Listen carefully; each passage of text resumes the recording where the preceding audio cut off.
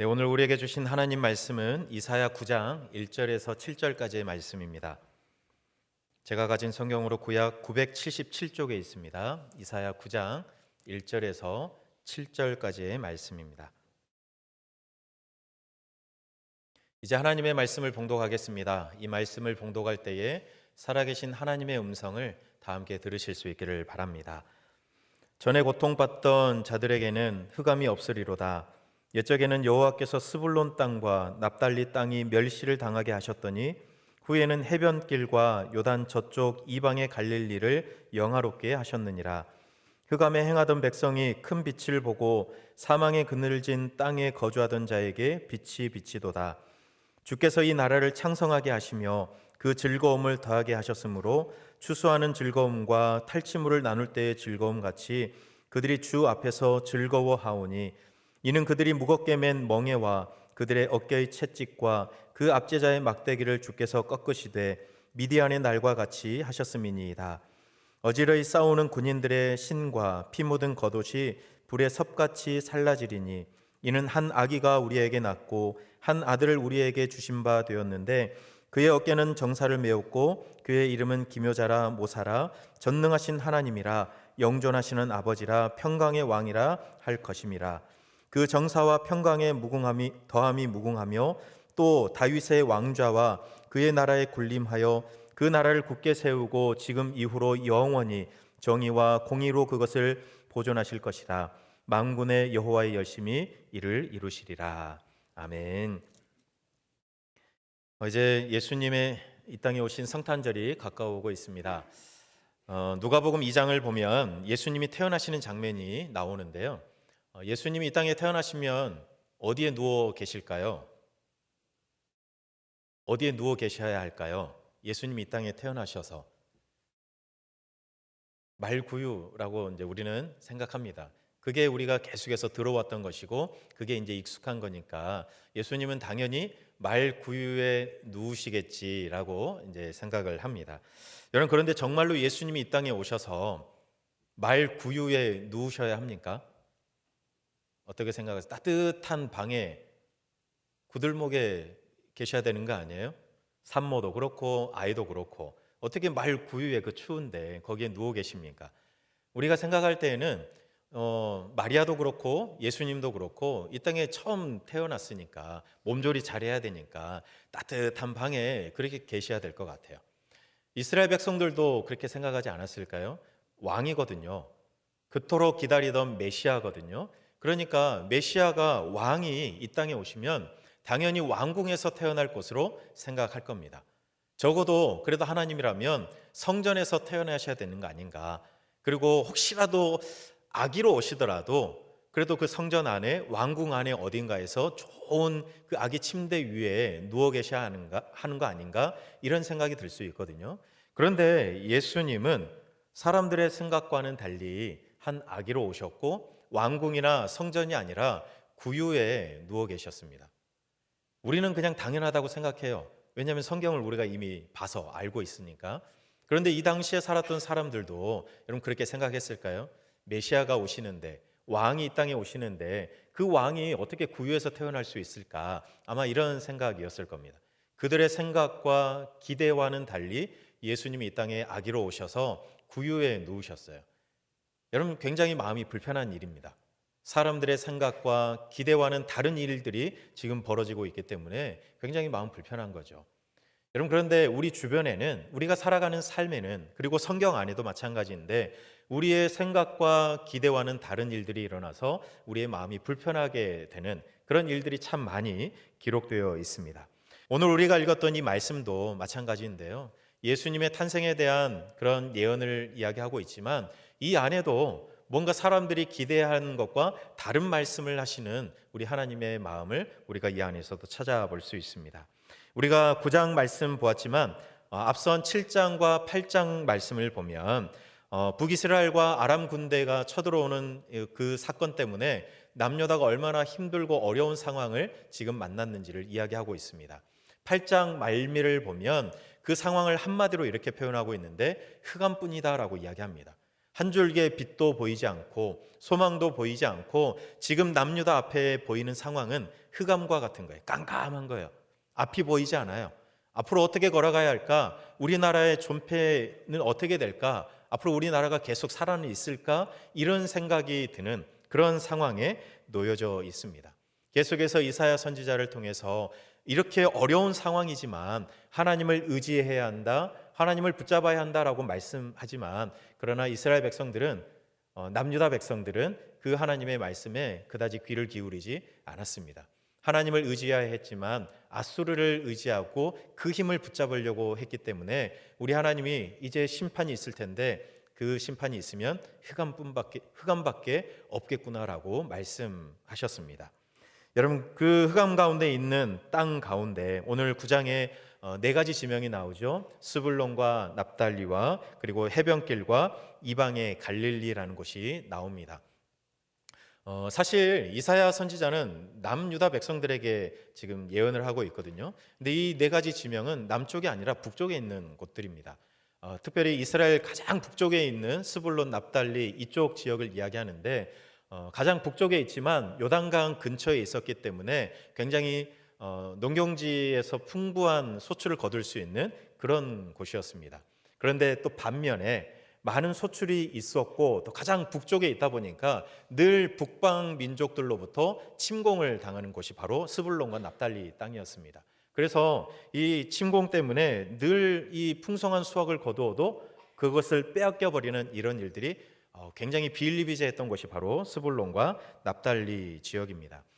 이사야가 예언하고 있던 이때에는 거의 뭐 자기 땅이 아니라고 봐도 됩니다. 아수르에게 이미 거의 땅을 빼앗겨 버렸던 그 때를 지금 스불론과 납달리가 지나가고 있습니다.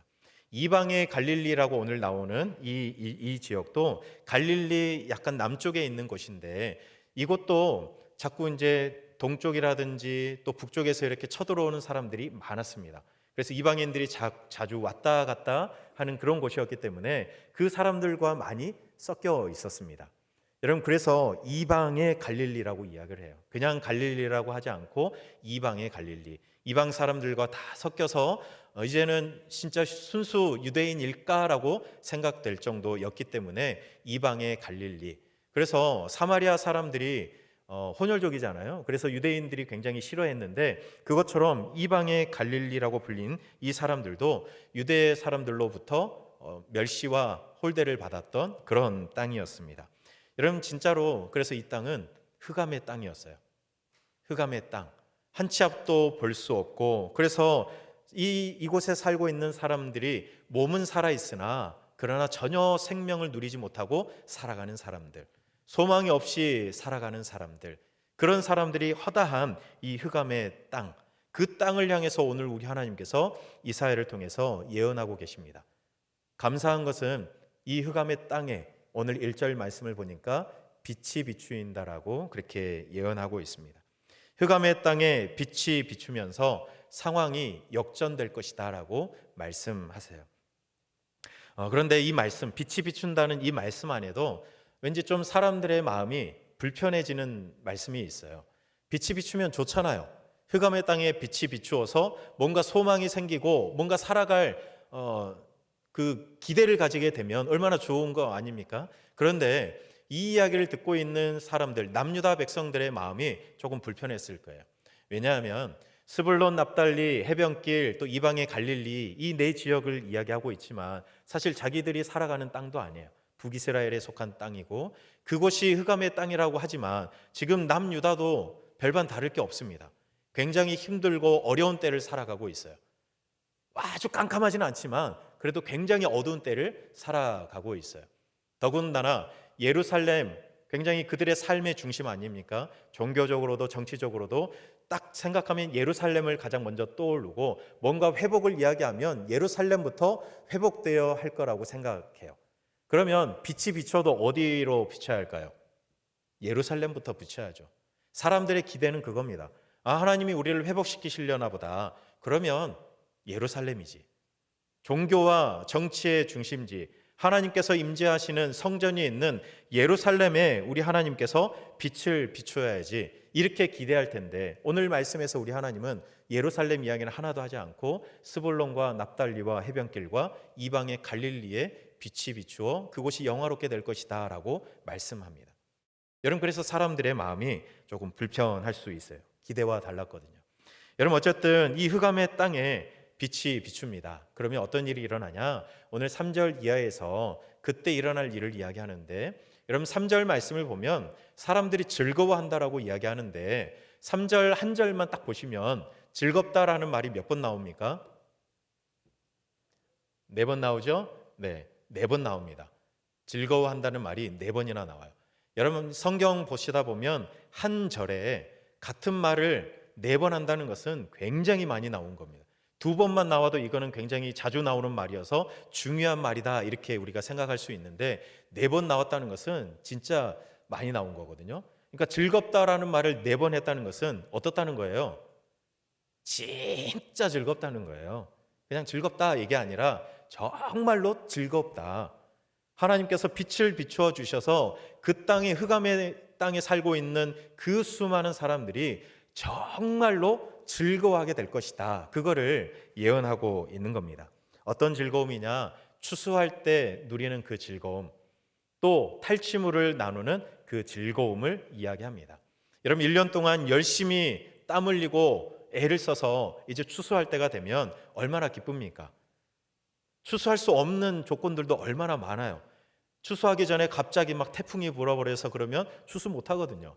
그런데 모든 것들 다 지나가고 내가 땀 흘린 만큼 추수할 수 있는 것이 정말로 큰 은혜인데, 그 은혜와 기쁨과 감사와 즐거움을 모든 사람들이 함께 모여서 나누는 거죠. 그 즐거움을 이야기합니다. 또 전쟁에 나갔는데 내가 죽지 않고 살아서 돌아왔네요. 승리해서 돌아와서 그 전쟁에서 전리품을 가지고 와서 그것을 다 나누는 겁니다. 죽지 않고 살아 돌아온 것만 해도 감사한데 그 많은 전리품을 가지고 와서 모든 사람들과 함께 나눌 때 그 즐거움이 얼마나 크겠습니까? 여러분 그 즐거움을 이야기하고 있어요. 여러분 그런데 왜 이 두 가지를 이야기하냐? 왜 추수 때의 즐거움과 또 전리품을 나누는 이 즐거움을 이야기하냐면, 이 고대 사회에서 맛볼 수 있는 가장 큰 즐거움을 꼽아보라고 하면 이 두 가지거든요. 농사해서 수확을 거둘 수 있는 즐거움, 전쟁에서 승리하고 돌아올 수 있는 그 즐거움. 여러분 예를 들어서 여러분이 지금 이 순간 생각할 수 있는 가장 큰 즐거움이 뭘까요? 뭐가 있으면 여러분이 가장 크게 즐거워하시겠습니까? 뭐가 있으면 가장 크게 기뻐하시겠어요? 뭐가 있을까요? 뭔가 있겠죠? 그렇죠? 네. 뭔가 있을 거예요. 그 즐거움을 상상해 보세요. 그 즐거움을 지금 누리는 거예요. 흑암의 땅에 우리 하나님이 빛이 비추어 주시면 우리가 상상할 수 있는 가장 큰 기쁨과 즐거움을 오늘 주 앞에서 누리게 되는 거예요. 주 앞에서 즐거워한다. 지금 이스라엘 백성들에게 우리 하나님께서 주시는 예언이 바로 이겁니다. 흑암의 땅에서 소망 없이 아무 삶의 희망도 없이 살아가는데 빛이 비추면 이제 그곳에서 즐거움을 누릴 것이다. 너희가 지금까지 누리지 못했던 가장 큰 즐거움을 누리게 될 것이다. 그걸 말씀하고 있어요. 그러면서 4절 이하에서는 더 구체적으로 이야기합니다. 4절에서는 압제자의 손에서 벗어나는 그 해방의 즐거움을 누리게 될 것이다. 미디안의 날과 같다라고 이야기하시는데, 사사기 6장과 7장 말씀을 보면 이스라엘 백성들이 미디안의 손에 압제를 당했던 적이 있습니다. 하도 말을 안 들어서 우리 하나님께서 미디안을 보내가지고 이스라엘을 다스리게 했던 때가 있어요. 근데 그때 너무 힘들어서 이스라엘 백성들이 하나님 앞에 울부짖으며 기도하죠. 하나님을 찾습니다. 그때 우리 하나님께서 기드온을 보내주세요. 기드온의 300 용사들을 통해서 미디안을 무찌르게 하시죠. 그날 그 미디안의 날과 같이 너희들 앞에 있는 모든 대적들을 다 물리쳐 주겠다. 그들의 압제로부터 너희들을 해방시켜 주겠다라고 오늘 4절에서 약속하고 계세요. 5절은요. 5절에서는 조금 더 상황을 진전시켜서 전쟁을 없이 하겠다라고 말씀합니다. 여러분 우리 인류의 역사가 시작된 이후로 크고 작은 전쟁들이 계속해서 이어져 왔습니다. 지금도 곳곳에서 전쟁하고 있죠. 전쟁이 일어나면 사실 오랜 시간 사람들이 열심히 살아서 쌓아왔던 것들을 한순간에 다 무너뜨려 버리죠. 전쟁이 일어나면 안 되죠. 근데 우리 하나님은 그걸 이야기하는 거예요. 전쟁을 내가 없이 하겠다. 그래서 이사야는 2장 4절에서 전쟁이 없어져서 이 무기들이 더 이상 필요 없게 되고, 그래서 이 무기들을 가지고 농기구를 만드는 그런 평화가 이 땅에 있을 것이다라고 예언합니다. 그리고 11장에 가면 사람과 사람만이 아니라 사람과 동물과의 사이에서도 평화가 있을 거라는 것을 예언해 주고 있어요. 마찬가지로 오늘 5절에서도 어지러이 싸우는 군인들의 신과 피 묻은 겉옷이 불의 섭같이 살라질 것이다 라고 이야기합니다. 여러분, 전쟁을 하다 보면 피가 신에도 묻을 수도 있고 옷에도 묻을 수 있겠죠. 그러면 어떻게 합니까? 뭐 빨아서 다시 입든지 신든지 하면 될 거 아닙니까? 그런데 빨아서 쓰게 될 것이다 이렇게 말하지 않고 불에 살라버릴 것이다 라고 말씀하세요. 여러분, 그러면 이거 다시 입을 수 있습니까? 없습니까? 없죠. 다시는 그 옷을 입고 그 신을 신고 전쟁할 필요가 없다는 것을 말씀하고 있어요.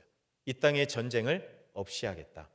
압제자의 손에서 해방시킬 뿐만 아니라 그 전쟁을 이제 없이 하겠다라고 우리 주님께서 예언하시는 거예요. 그러면서 오늘 이어서 6절에 보면 이 모든 일들을 이루어줄 누군가를 이야기합니다.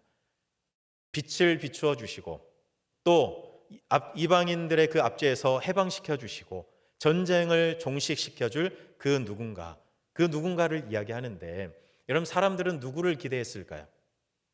이건 엄청난 일이잖아요. 흑암의 땅에 빛을 비추어 주시고 전쟁을 종식시켜 줄 누군가. 이 이야기를 하면 사람들은 기대해요. 아, 다윗과 같은 왕이 오시려나? 우리 하나님께서 다윗과 같은 왕을 보내셔서 이 모든 대적들을 다 무찌르시고 이 땅에 다시 평화를 주시려고 하나? 아마 이런 기대를 갖게 될 겁니다. 그런데 처음부터 사람들의 기대가 무너져요. 6절 말씀을 보면 이는, 그 다음에 뭐가 나오죠? 한 아기가 나오고 그래요. 이는 한 아기가 우리에게서 낳고, 뭔가 다윗과 같은 용맹한 왕, 전사, 이런 사람들을 기대할 텐데, 그런데 첫 마디는 한 아기가 우리에게 날 것이다. 여러분, 예수님이 왕궁이나 성전이 아니라 구유에 누워 계신다는 사실이 굉장히 불편했던 것처럼 한 아기가, 다윗도 아니고 어떤 다른 왕도 아니고 한 아기가 우리에게 온다는 이 말은 굉장히 사람들의 마음을 불편하게 하는 말이죠. 기대와 다르거든요. 뭔가 힘 있는 사람이 굉장히 아무도 대적할 수 없는 어떤 강력한 무기를 가지고 와서 딱 싸워야 될 것 같은데 한 아기가 와서 뭘 합니까? 이런 생각이 들 수 있는 거예요. 여러분, 그러나 사람들의 기대와는 달리 우리 하나님께서는 그 아기를 통해서, 그 아들을 통해서 어떤 일을 이루어 가실지를 오늘 6절, 7절에서 말씀하세요. 여러분, 사실 아들이 태어난다는 것은 그 왕위를 이제 계속해서 이어갈 수 있다는 의미 아닙니까? 여러분, 왕궁의 왕에게 딸만 있으면 안 되죠. 아들이 있어야 되잖아요. 그 왕위를 이어갈 사람이 필요하잖아요. 그런데 오늘 하나님께서 말씀하신 것은 아들이 태어날 거라는 거예요. 한 아기가 아들이 태어날 것이다. 그리고 나서 7절에서 이어서 하시는 말씀이 뭐냐면 그 아들은, 그 왕은 다윗의 왕자와 그의 나라에 군림하여서 그 나라를 굳게 세우고 지금 이후로 영원히 정의와 공의로 그것을 보존할 것이다 라고 이야기합니다. 계속해서 사실 이스라엘 백성들이 여러 가지 어려움을 만난 것은, 그리고 이 예언을 하고 있는 이 당시에 그 아하스 왕은 하나님의 마음에 합하지 않았어요. 사람들을 계속해서 수렁으로 끌고 들어가는 그런 왕이었습니다. 그런데 우리 하나님께서 예언하시는 그 왕, 그 아들, 그 아기는 아니다. 다윗의 왕자를 계속해서 이어갈 그 왕이다. 너희들이 아기라고 이야기하니까 좀 실망했겠지만 그러나 아니다. 그 아기를 통해서 다윗의 왕자는 계속해서 영원히 너희들을 정의와 공의로 이끌어갈 것이다 라고 이야기합니다. 그리고 6절에 나오는 그 한 아기의 이름을 통해서 얼마나 이 아기가 예수님께서 위대한 왕이 될 것인지를 이야기하고 있습니다. 6절에 보면 이름들이 나오죠. 어깨에 정사를 메었다라고 이야기하는 것은 왕으로서 세상을 다스릴 권세를 가졌다는 그런 의미를 가지고 있습니다. 기묘자요, 모사라고 이야기하는 것은 세상 그 어떤 사람보다 탁월한 지혜와 능력을 가졌다. 그러니 그런 능력으로 이 세상을 다스릴 것이다. 그걸 말씀하고 있습니다. 전능하신 하나님이다라고 이야기하는데 전사와 같고 용맹한 그런 하나님으로 올 것이다라고 이야기하고 있어요.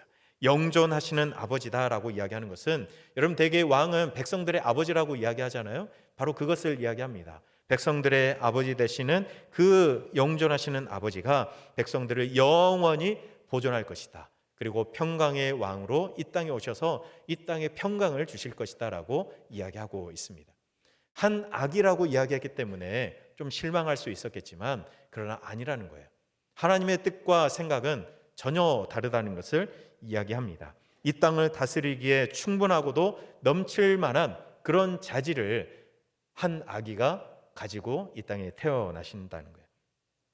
이방 땅에 빛을 비추시고 사람들에게 즐거움을 주고 압제자의 막대기를 꺾고 전쟁도 종식시킬 수 있는 그런 진정한 왕이 올 것이다라고 이야기합니다. 그런데 사람들은 뭐에도 주목할까요? 한 아기에 주목하는 거예요. 한 아기가 어떻게 와서 이런 일을 할 수 있을까? 하나님은 한 아기가 아니라 그 다음을 주목하시는데 사람들은 그 다음이 아니라 한 아기에 주목하는 거예요. 도대체 저 한 아기가 어떻게 와서 이 땅에 빛을 비추고 어떻게 전쟁을 종식시키고 어떻게 이 땅에 평화를 줄 수 있겠느냐, 그걸 생각하는 거죠. 자기들의 기대와 자기들의 생각과 다르니 하나님의 그 뜻을 못 받아들이는 겁니다. 그래서 실제로 예수님이 오실 때에도 예수님이 오셨는데 그 사실을 못 알아차린 사람이 얼마나 많습니까? 자기의 생각과 다르니까 왕궁이 아니라 성전이 아니라 구유에 누워 계시는 그 메시아를 용납할 수가 없는 거죠. 자기의 생각과 기대와 다르니까요. 여러분, 이 일들이 어떻게 일어날까? 사람의 생각으로는 절대로 안 되죠. 그래서 오늘 하나님께서 말씀 제일 마지막에 이렇게 말씀을 덧붙이십니다. 만군의 여호와의 열심히 이를 이루시리라, 이렇게 말씀합니다. 만군의 여호와의 열심히 이를 이루시리라. 여러분, 하나님의 열심히 이 일들을 이루어 가신다는 말을 들으면 여러분들 어떤 생각이 드세요? 하나님의 열심히 일을 이루신다. 뭔가 열심하면 뭐가 떠오르세요? 땀 흘리면서 동분서주하는 그런 모습이 떠오르지 않습니까? 열심에 대한 우리의 생각과 기대가 여기에 담겨져 있는 거죠. 그런데 그것만 가리킬까? 그게 아닙니다. 물론 우리 하나님께서 정말 우리가 생각하는 것처럼 땀 흘리며 여기저기 이렇게 동분서주하면서 그렇게 일하시겠죠. 그런데 이 열심이라는 말 안에는 다른 의미도 있습니다. 시기, 질투라는 의미가 담겨져 있어요. 그러니까 이 말을 다르게 하면 이런 거예요. 만군의 여호와의 시기와 질투심이 이 일을 이룰 것이다 라고 이야기하는 거예요. 여러분, 이게 어떤 의미일까요? 여러분은 언제 시기 질투하십니까? 시기와 질투를 언제 하실까요? 언제 해보셨어요? 요즘에 안 한다 치고 언제 시기와 질투를 하셨습니까? 내가 진짜로 사랑하는 게 있는데, 그런데 내가 진짜로 사랑하는 이 사람이 자꾸 날 안 봐요. 다른 사람을 보고 나한테는 별로 안 웃어주면서 다른 사람 보면서 왜 이렇게 싱글싱글 잘 웃으면 질투나지 않습니까?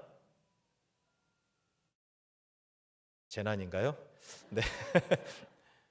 여러분, 그럴 때 시기 질투가 나잖아요. 내가 진짜로 사랑하는 대상이 있는데 그 대상이 내 마음을 몰라줄 때 그때 질투가 나요. 시기심이 생기고. 우리 하나님의 마음이 지금 그렇습니다. 우리 하나님은 우리를 정말로 많이 사랑하시잖아요. 불타는 사랑으로 우리를 사랑하고 싶으신데 자꾸 우리가 다른 것을 보는 거예요. 자꾸 하나님의 백성들이 다른 것들을 바라보는 거예요. 하나님은 너무나도 이 백성들을 사랑하는데, 그런데 이 백성들이 자꾸 다른 것들을 의지하고 다른 것들을 쫓아가고 다른 우상들을 쫓아가고 다른 강대국들을 의지하는 거죠. 그래서 우리 하나님은 너무 질투가 나고 시기심이 나서 안 되겠다.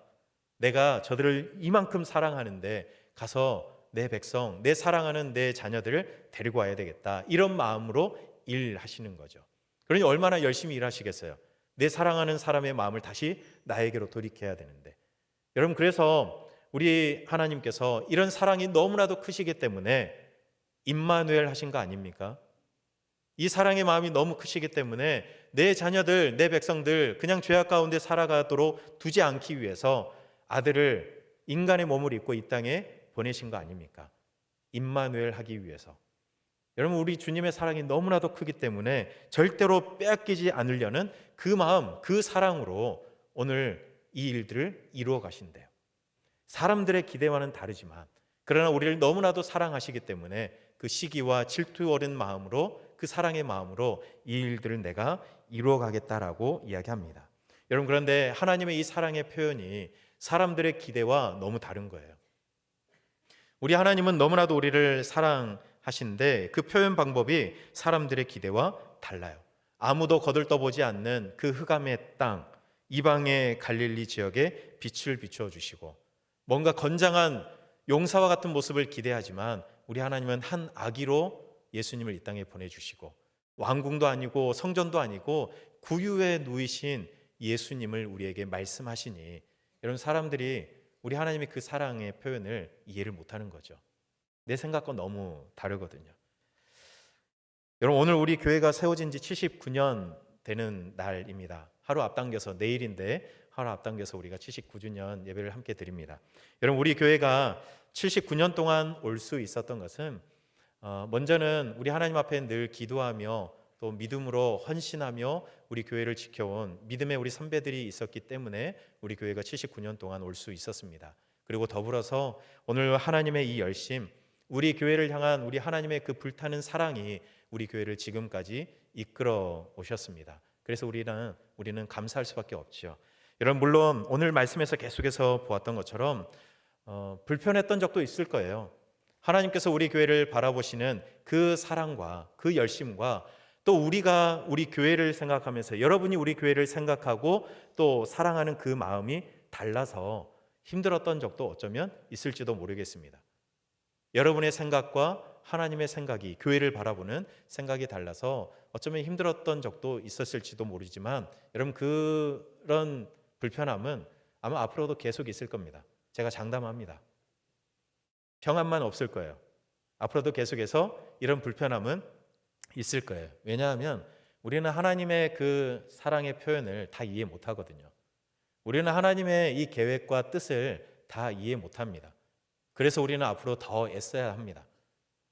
우리의 생각, 우리의 바람이 내 기대가 아니라 하나님의 이 불타는 사랑과 하나님의 이 열심을 우리가 함께 알아차릴 수 있도록 함께 찾아갈 수 있기를 우리는 애써야 합니다.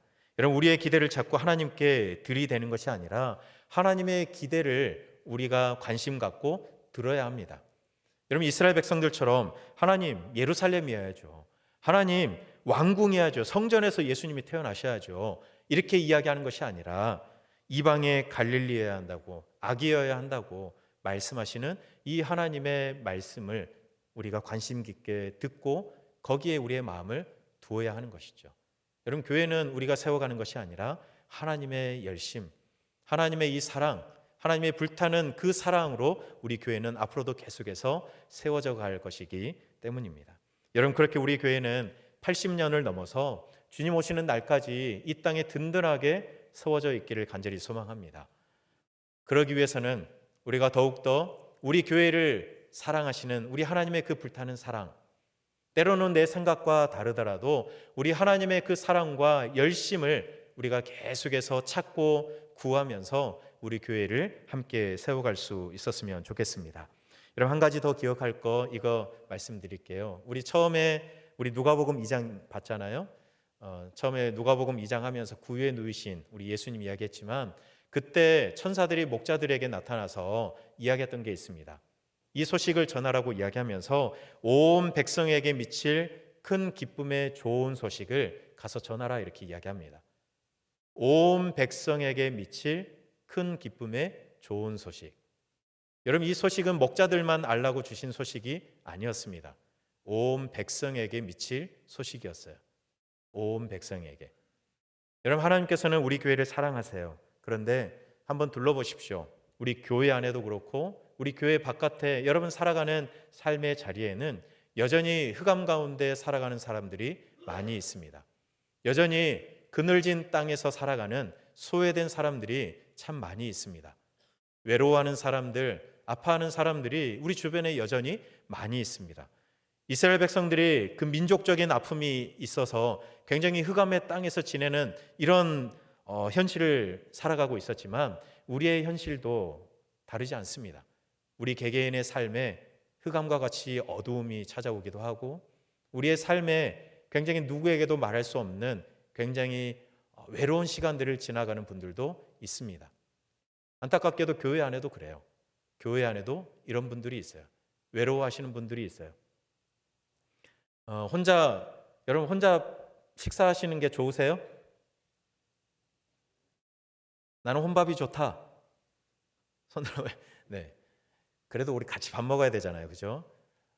그런데 어떤 분들은 식당 내려가면 나 혼자 밥 먹을 것 같아서 식사 안 하신 분들도 어쩌면 계실지도 몰라요. 혹시 옆에 계신 분한테 물어보십시오.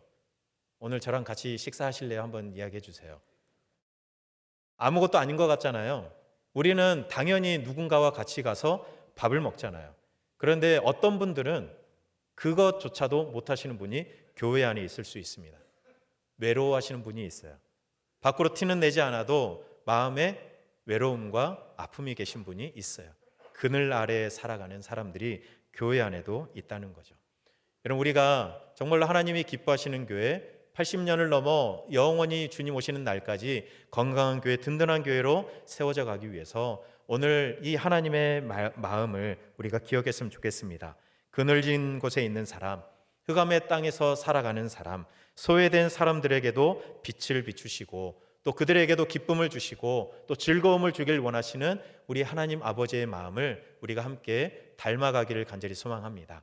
여러분, 그래서 오늘 3절에 있는 말씀처럼 그리고 목자들에게 전해진 그 소식처럼 온 백성들이, 우리 온 성도들이 즐거워하고 함께 즐거워하고 또 즐거워하면서 주 앞에서 함께 즐거워할 수 있는 그런 우리 신당 중앙교회 될 수 있기를 간절히 소망합니다. 이것이 오늘 우리에게 주시는 하나님의 말씀입니다. 우리 함께 말씀 기억하면서 하나님, 다 이해할 수 없으나 우리 주님의 그 사랑에 날마다 매여 살아가게 해달라고 우리 오직 주의 사랑에 매여 함께 찬양하겠습니다.